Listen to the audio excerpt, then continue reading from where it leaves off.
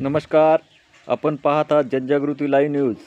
महसूल मंत्री माननीय नामदार श्री चंद्रशेखर बावनकुळे तथा भारतीय जनता पार्टीचे प्रदेशाध्यक्ष यांच्या उपस्थितीत उमरखेड महागाव तालुक्यातील हजारो कार्यकर्त्यांनी घेतला भारतीय जनता पार्टीमध्ये प्रवेश।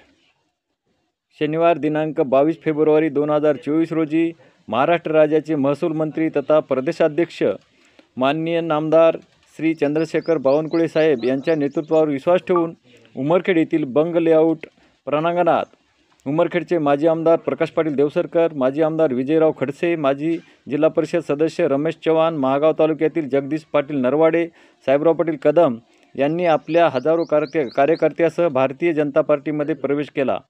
उमरखेड महागाव तालुक्यातील काँग्रेस, राष्ट्रवादी, शरद पवार गट व शिवसेना उबाटा गट, माजी जिल्हा परिषद सदस्य, माजी पंचायत समिती सदस्य, माजी नगरसेवक, शेकडो महिला आणि गावातील सरपंच, दिग्गज नेते यांनी आज भारतीय जनता पार्टीमध्ये प्रवेश घेतला। या ठिकाणी आमदार किसनराव वानखेडे, यवतमाळ जिल्हा भाजपा समन्वयक नितीनजी भुतडा, महादेवराव सुपारे, माजी आमदार नामदेवराव ससाने, अनुसूचित जमाती प्रदेशाध्यक्ष उत्तमराव इंगळे व अनेक मान्यवर मंडळी मंचावर उपस्थित होते। या कार्यक्रमाला उमरखेड तालुक्यातील भारतीय जनता पार्टीचे शक्तीप्रमुख, बूथप्रमुख, पदाधिकारी व कार्यकर्ते मोठ्या संख्येने उपस्थित होते।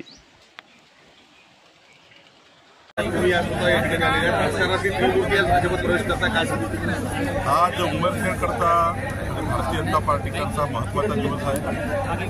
आज माजी आमदार देवसरकर, माजी आमदार खडसे आणि जिल्हा परिषदचे माजी अध्यक्ष चव्हाणजी, उदावनजी अशा अनेक कार्यकर्त्यांनी, अनेक नेत्यांनी भाजपात पक्षप्रवेश केला। आमचे भाजपाचे नेते नितीन भुतळाजी असतील, उत्तमराव इंगळेजी असतील, नामदेवराव ससानेजी असतील, महादेवराव सुपारजी असतील, या सर्वांच्या नेतृत्वात खास करून नितीन भुतळाजी यांनी पुढाकार घेतला। आमचे नेते संजय कुटेजी या पक्षप्रवेशाकरता हजर होते।